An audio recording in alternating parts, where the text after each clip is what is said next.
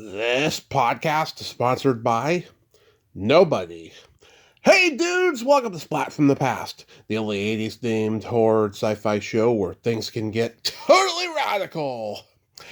Now today, I will be welcoming back my good friend Dru-Ann Perry Moss, and we are going to celebrate the 40th anniversary of Vicious Lips, one of the best Empire movies ever. Albert Pune directed it, and it is such a great, entertaining sci-fi horror movie from 1986. And we're going to deep dive it again, and we're going to just catch up. The last time we talked was at the end of 24. We nerded out, and we're going to catch up. It's going to be great.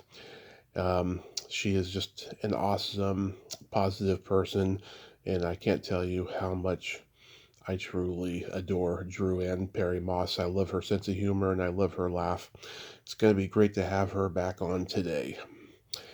Also, happy belated birthday, Alice Cooper, one of my heroes. I cannot believe I forgot to mention his birthday yesterday. And happy birthday today to Al Cooper, one of the great dynamos of rock music. He produced the Zombies' Time of the Season. He played guitar on Short Shorts when he was like 18. He produced the first couple Leonard Skinner records. I mean, the guy has been around. And him and Alice are the exact same age, just a day apart. They were both born in 1948, February 4th and 5th, respectively. So yeah, here is my new interview with Dru-Ann Perry Moss.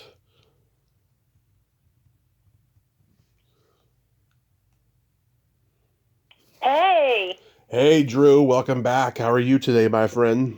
I'm doing great. How about you? I am so blessed and so damn lucky. I just wish the rest of the world was a happier place right now to share this with me, but we'll get there. And in the meantime, I'm so happy to be back here with you. Oh, thanks. You sound great. Thank you. Yep, I'm feeling great. Good. So, can you believe it's been 40 years since Vicious Lips? No, and you surprised me with that because it was totally not on my radar. And when you said that, I was like, holy shit, it's been 40 years.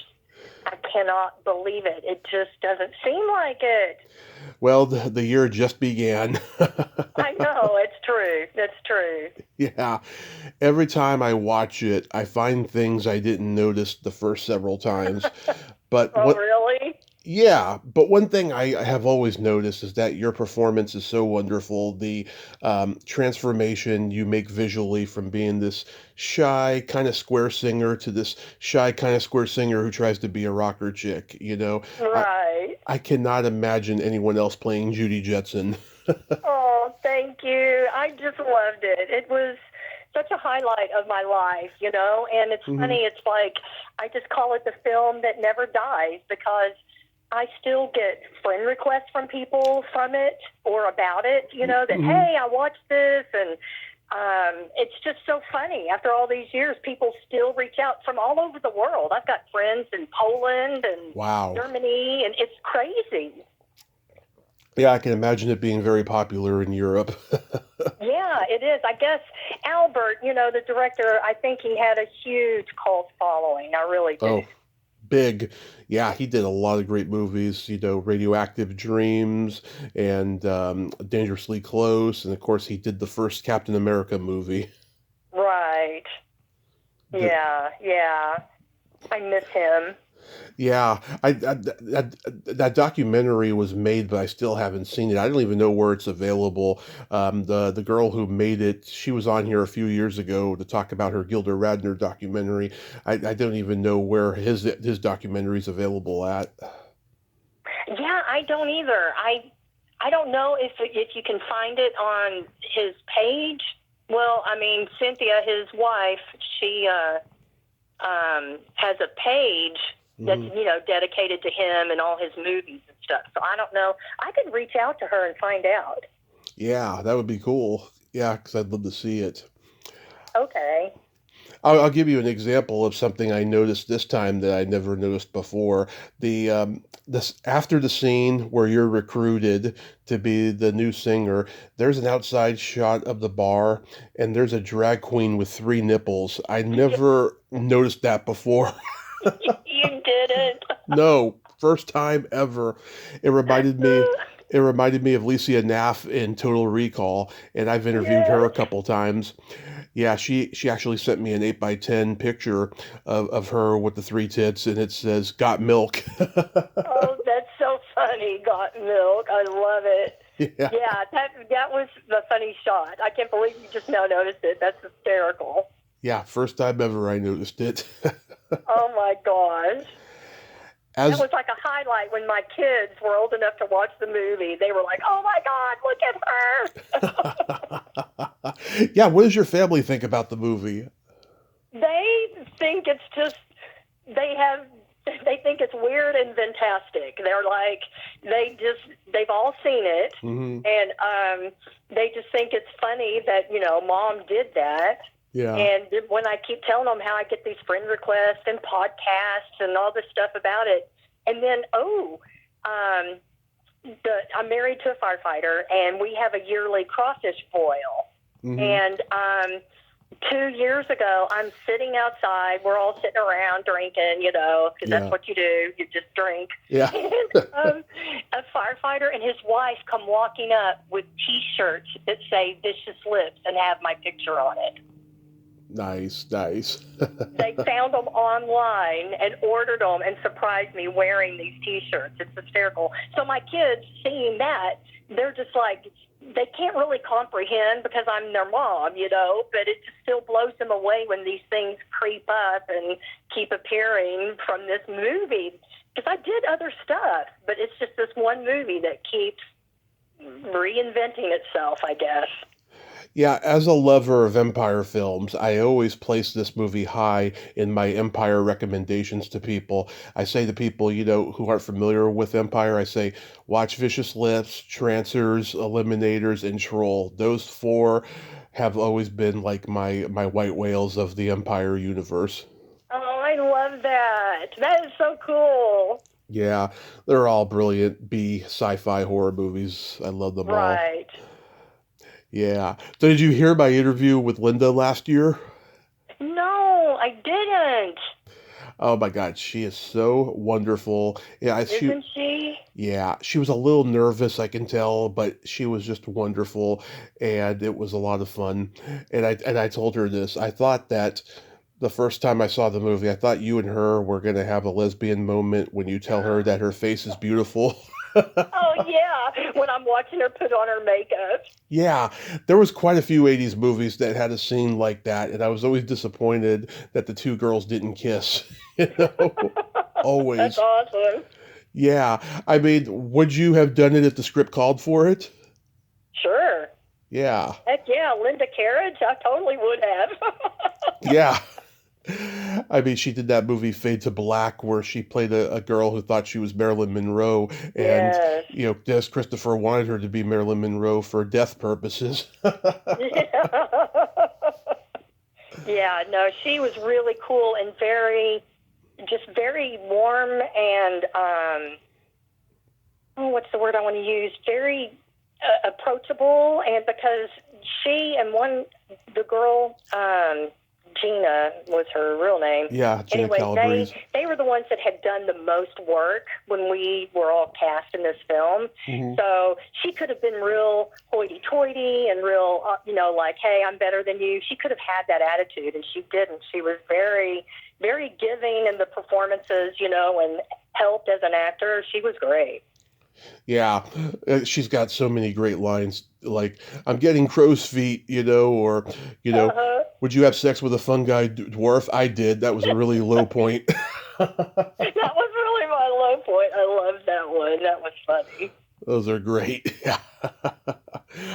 I saw that Marianne Graves is on Facebook. I think I'll reach out to her later in the year. Yes, you should. Tell her that you know me. Yeah. Yeah, I do, because we're friends on there, and oh yeah, she was a hoot. Yeah, she's a lot nicer than her character, probably. Yes. Oh, yeah. A lot nicer than her character. Yeah, she was essentially playing a part that Mary Woronov would have played at that time. Right. Yeah, I'm surprised Mary Woronov wasn't cast in it because Yeah, no kidding. she was always, the person cast in really intimidating, mean roles in cult movies back then, and Yeah. now she's an artist and stuff. And she doesn't do any interviews or make any appearances for the cult movie she was in, and she's loved by many. I'll tell you. Oh, wow. Okay. Yeah. And yeah, Gina Calabrese. Yeah, I still don't know what happened to her. There's many Gina Calabreses on Facebook, but none of them are her. Oh, how funny. I know. I don't know what happened to her either. Yeah, she was in this bad teen comedy called The Vows a few years before that I just love, and she was really funny in it. It was actually shot not too far from here where I'm at. It was in Stockton, California is where it was shot, and I've talked to one of the Vows, who became Alanis Morissette's photographer later in life. But yeah, I don't know what happened to her. Do you know whatever happened to Shane Ferris? No, I don't know. And I know she came from a musical background. Hmm. If I remember correctly, I think she was in a band or was forming a band or something. So I always wondered if she just went back to the music scene. It's quite possible. Yeah, she was so bitchy in that character. Oh, I know. She just always had the best evil eye Yeah. glaring at me. What was she really like, though? She was so cool. She was really a cool chick. She was a lot of fun. Yeah. And I think it was her first movie, if I'm correct, and it was mine too. So, but yeah, she came from a music background, if I'm correct, if I'm remembering correctly, because it's been 40 years, damn it. I do think she was from a music background. Yeah. Wow. Yeah. And Albert, I mean, he was just cranking them out at that time, and stuff. And he was just so visually unique, for making B movies and stuff. Like Radioactive Dreams, it's got this blue lighting that I look at it and go, God, where did he come up with this? Because so many people were not hung up on visuals who were doing the grindhouse low budget movies and stuff. Right. Though he like really totally focused on this movie. Yeah, he was so artistic, and you're right. And he was ahead of his time. He really was. And Yeah. and just as a director, I mean, he was just involved in every facet of the movie. Hmm. But he gave the actors such leeway. It was incredible. Like he'd let us, rehearse it and do it our way. And if our way was better than what he had envisioned, he'd say go with it. And yeah, he definitely was ahead of his time visually, I think. Yeah, he's one of those guys. Fred Olen Ray is another where you look at their work and go, how did they not become mainstream directors? Yeah, very unappreciated, underappreciated, I should say. Yeah. And I think this is the only movie he made for Empire too, because he worked for Canon and various Right. others.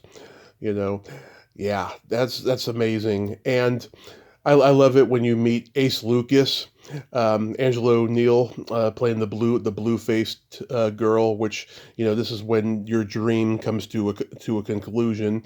I just love where you're like he's some kind of monster, and she's like, oh, he's dead, kind of like me. It's so funny. Yeah, I remember that.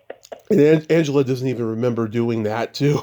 That was funny. I remember that. Yeah. It's hilarious. Yeah, I just love how you wake up and it's all a dream, and you say to what's his name, "You're ugly," and he's like, "So are you." I know. But you're so ugly. Yeah. And Lunar Madness sounds like Heart, I will tell you. Yes, it does. I have to admit, I'm very proud of my lip syncing in that movie. Hmm. Yeah, who sang for you? Oh gosh, oh man, you had to ask. Oh, what was her name? I know I was looking it up, but I couldn't find it. Oh, I can't remember her name. Yeah, I cannot remember. I'll find it at some point. But yeah, and that opening song, "Reach for the Dream," that's a great song. Yes.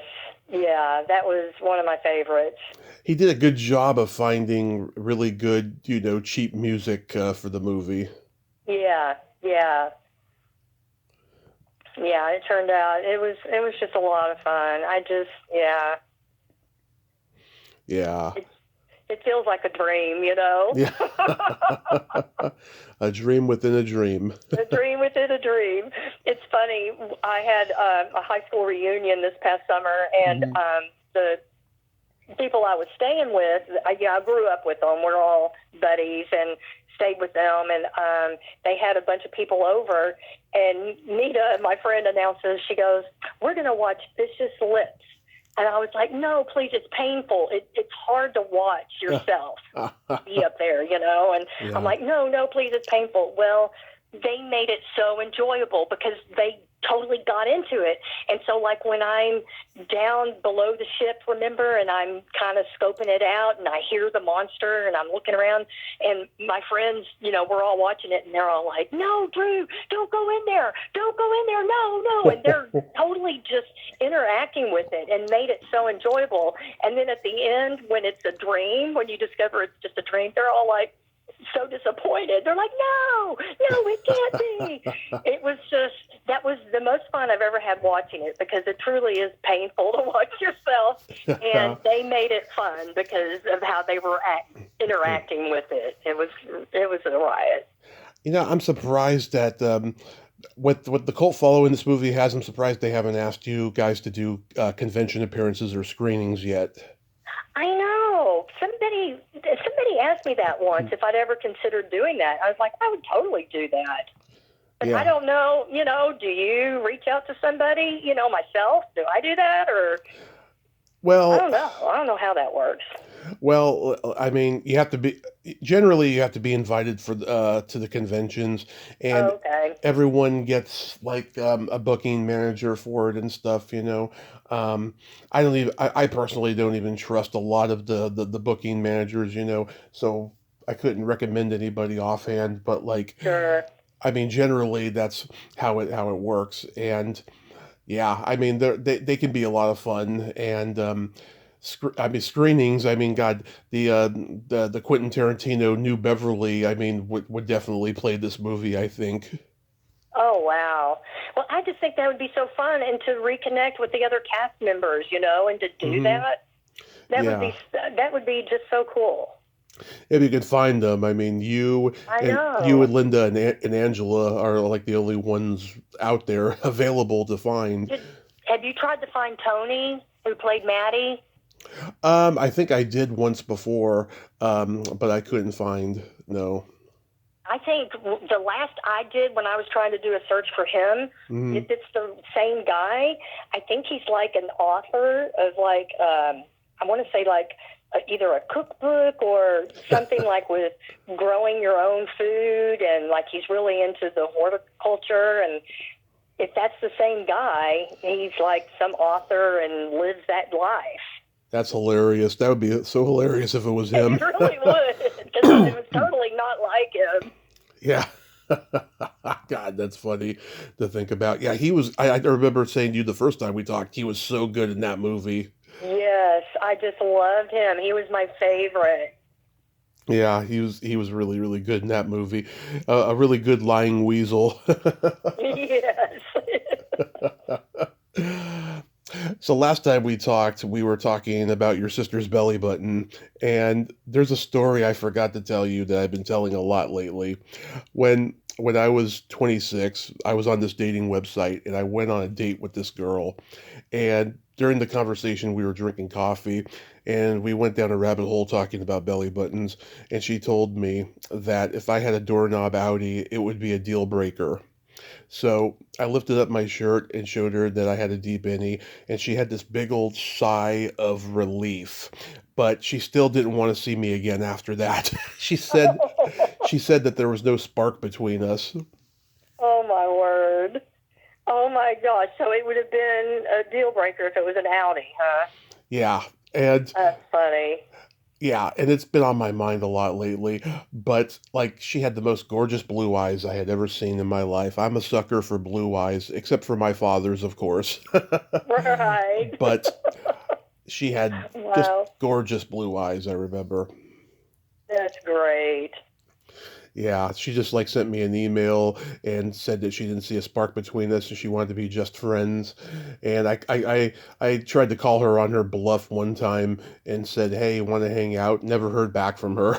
Right. Yeah. So much for being friends. Yeah, I was like, bullshit. Right.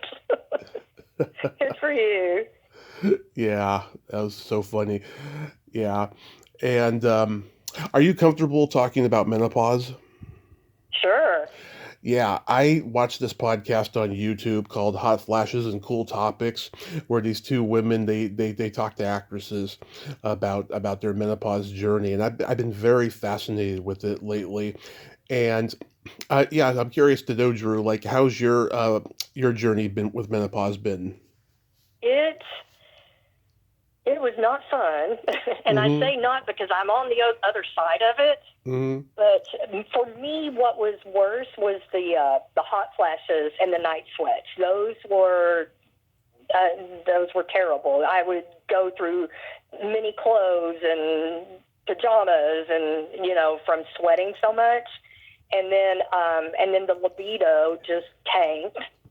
Um, so I finally sought out doing the pellets, the hormone pellets that they make a little incision in your butt, and then Mm-hmm. they insert this little pellet, and Yeah. it's got like the testosterone in it and all the things, and that helped. That helped with the hot flashes. That ended my hot flashes, but as far as everything else, I was still experiencing it. Mm-hmm. And but I still did them because it helped with the hot flashes and the night sweats. But I finally don't need them anymore, and Yeah. I'm not doing that anymore. But the libido is still not great, and I've got a younger husband, so Yeah. I'm on testosterone shots now. Mm-hmm. And funny story, so she tells me she's going to, prescribe testosterone in the shot form and to do, let me see if I can say this right, zero point 0.1 or point zero 0.01, I think it was. I think Mm-hmm. point zero 0.01. And so I go home, and my husband, being, also a paramedic, I'm going to have him give me my shot. So I tell him point 0.1. Mm-hmm. So he's giving me my shot, and I'm starting to feel great. I have all this energy. I'm starting to tingle down there, and I'm like, woohoo, cool, the feeling's coming back, and I'm just feeling great and all this. Well, my prescription runs out. So I call the doctor's office, and I'm like, okay, I'm due for a refill. And they're like, no, you're not. I'm like, yeah, I'm out. And she's like, it's a 3-month prescription, Drew. And it can't, it hasn't been 3 months. And I'm like, but I'm out. And Wow. she goes, what have you been injecting? And I told her, I said, point 0.1. And she's like, good gosh, you've been overdosing. So I had told my husband the wrong dosage.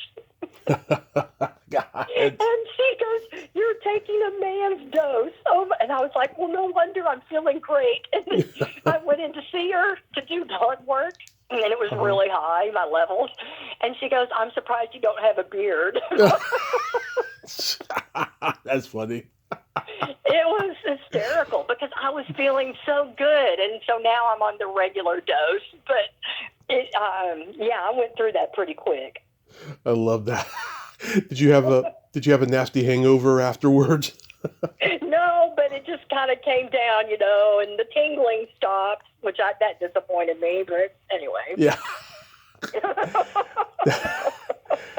That procedure sounds like a colonoscopy in a way. Yeah. I'm going to be getting those in a few years. I had my first prostate exam a few years ago. They do it in blood test form now, which disappoints me. I've always wanted the finger in the butt. Oh, my word. Yeah. I was so disappointed when I got that. Yeah. I have this joke. I always say, what are the two best days of a woman's life? The day that her first child is born and the last day of her period. Because it's Yes, true. no kidding. Because it's true. Yes. Yeah. At least the worst is behind you now, at least. Yeah, the worst is behind me. It's good. And I have friends that are having a real rough time with it. And the mood swings, those are bad. And Hmm. so I'm fortunate that my primary thing was the sweating and the hot flashes. Yeah. I know this one actress. She was doing a TV show in the 70s, and there was a live lion on set, and she was on her period, and he smelled it, and Uh, she nearly got mauled by it. oh, I can imagine. Oh my gosh, Yeah. that's crazy. Yeah, I don't think nowadays that could happen because I'm sure the animal would be caged, but this animal was not caged in the Oh, 70s. oh my. That's nuts that he wasn't caged.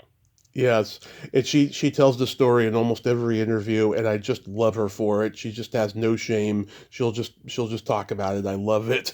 Right, that's great. I love just people that are transparent, but I'm one of these. I don't enjoy small talk, just the chit chat, just small talk. I love digging in and finding out what makes somebody tick, and what makes you thrive, and what bad things have happened in your life. You know what I mean? Oh yeah. I like to dig in. I don't like the little frou-frou small talk. Oh yeah, same here, I think that's why we get along so well, because you always know you're gonna go down rabbit holes you didn't expect with me. Yes, totally, totally. I'm like, what has he got in store for me today? Yeah, like, wow, I can't believe we're talking about this, but I love it. I know, menopause, who thought? Yeah. I mean, us guys, I think the closest that we get to menopause is, the biological clock ticking and like, oh my God, we got to get married, we got to have kids. I mean, Right, I think the women go through that too, but I think male menopause is pretty much that. right. Yeah. I've been looking at pictures of myself from 15, 20 years ago and just going, God, I used to have a lot more hair. I used to be so much better looking, and I'm just like, God, am I still desirable? Oh, yes. Are you dating anybody? No, I haven't dated in almost a decade and it's been kind of by choice, but I would like to get back into it. It's just I don't want to do the dating apps because every time I was on those dating websites, all they wanted was sex. And as a 20-year-old guy, of course, you're not going to argue with that. You're going to have fun with that, but that's not what I was looking for, and Right. that's not what I'm looking Yeah. for now. Yeah, I don't envy people in the dating world doing those apps. That sounds like torture to me. It is very big torture.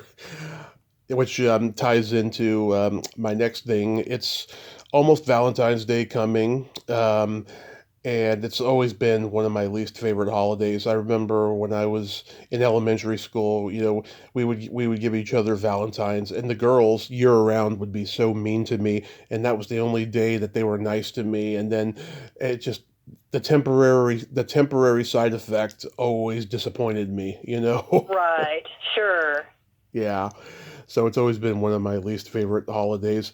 I've only had one Valentine. That was back in 2009. This girl that I was dating who was a bad alcoholic, and I was in denial of it. She shows up already lit, and then she got even more lit when we went to the bar. I should have known then that going to a bar was a bad idea with her. And then I just called it a night. I just made up an excuse and said, okay, I got to go. And then I went to the bar that I worked at, and then she showed up later with her father of all people. Oh my. She's like, I got rejected. You want to join me in the drink, Dad? And that's what happened. Oh my gosh. Yeah, That's nuts. it is. It is absolutely nuts. Wow. Yeah, not my finest Yeah. hour. Not my finest hour. Do you have Valentine's plans this year? No, my husband's on duty, so I'm going to babysit so my son and his wife can go to a concert, and I'm going to watch the kids for them. So that's going to be my Valentine's. Oh, yeah. I'm going to do what I do every year, eat chocolates and masturbate. There you go. Well, put on a good movie at least to do it to. Of course, yeah, of course. Maybe I'll do it to those desert girls in Vicious Lips. There you go. They're running around with little gauzy Yeah. streamers. Yeah, wonder whatever happened to those girls. Yeah, no kidding. They were probably in Playboy or something, or they were models. They were models or Yeah, something. definitely. Yeah, one girl, she had a Greek name. I remember Tanya Papanikolas or something like that. Right. And I remember her from Blood Diner, another cult classic I love. Oh, wow. Yeah. Oh, that's too bad though. You're not going to enjoy your Valentine's Day though. I think you could still have fun. As a matter of fact, I have a really good sex tip for you. Would. Wake him up with a quick and sensuous hand job. Oh, yeah, he would love that. Yeah, as you know, men love to be caught off guard. Yes, definitely. Oh, he would totally go, "Who are you?" Yeah. That's great. What a great idea. Well, there is a club in nearby, well, not nearby because we live out in the country, but they're doing a Friday the 13th Valentine, and they call it Bloody Valentine, and Love I told them maybe we should go to that. Oh, yeah, you definitely should. Is it going to be like horror themed then? Yes, horror theme, and you're supposed to come dressed, like horror. Oh, like God. Bloody Valentine. And I thought, well, that'd be fun since we don't get to do Valentine's Day. Yeah, I am so jealous. We don't have anything cool like that in California and stuff. You would think that we would have cool stuff like that, but we don't. Yeah, that's crazy. You should. Yeah, I used to go on Craigslist and try to find like a singles party or a Valentine's Day party. And every time I did, it was always for like tech industry professionals, the elite, and it's just like, yeah, I'm uncomfortable going to things like that. Right. That's not my thing, you know. I did go to one like that once where it was, young guys and cougars meeting. I've always loved cougars, and I went and I kept striking out, and I was like, okay, I'm never going to those again. Right. It's just not my wheelhouse, unfortunately. Yeah, but I'm sure, if you do that for him, I'm sure he'll return the favor later. Yeah, definitely. I have a couple jokes for you. Tell me. Okay, you'll like this one because you're from the South. What's the worst thing about a family Thanksgiving in the South? The family. That's an alternate one, yes, but also the sexual tension. Oh, that's terrible. Yeah. Oh my gosh. Yeah, I could see that in parts of the South, definitely. How do you finger a virgin? Ooh, you don't. Very gently. Very gently.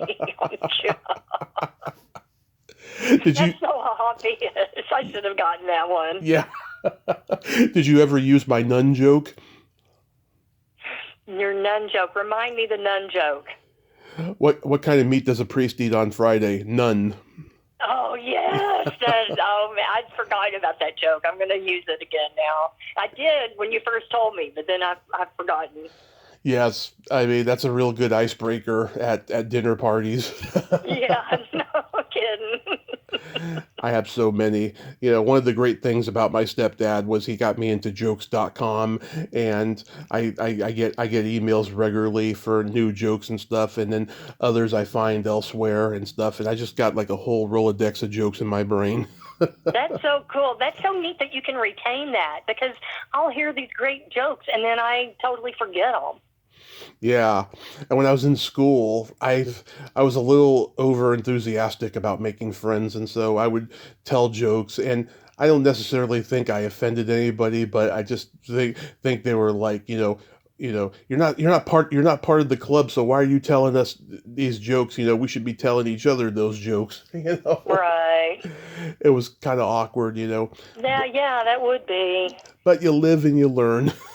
Yeah, no kidding. So you're No kidding. so you're visiting your mom right now?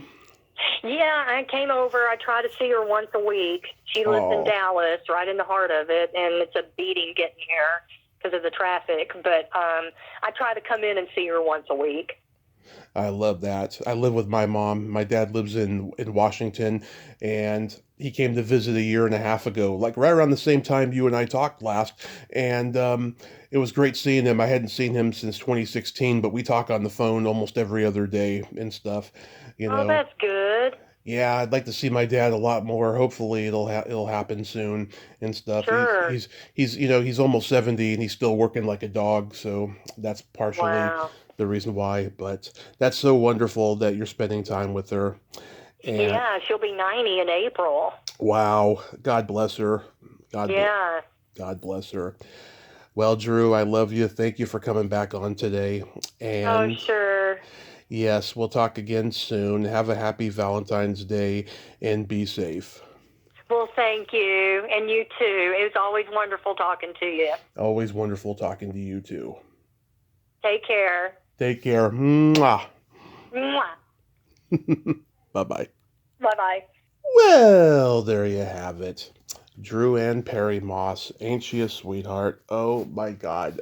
Drew is she's the booby prize. She's the gem in the rough, the jewel in the rough. There's no way to describe Dru-Ann Perry Moss. I mean, she is the queen of Southern hospitality.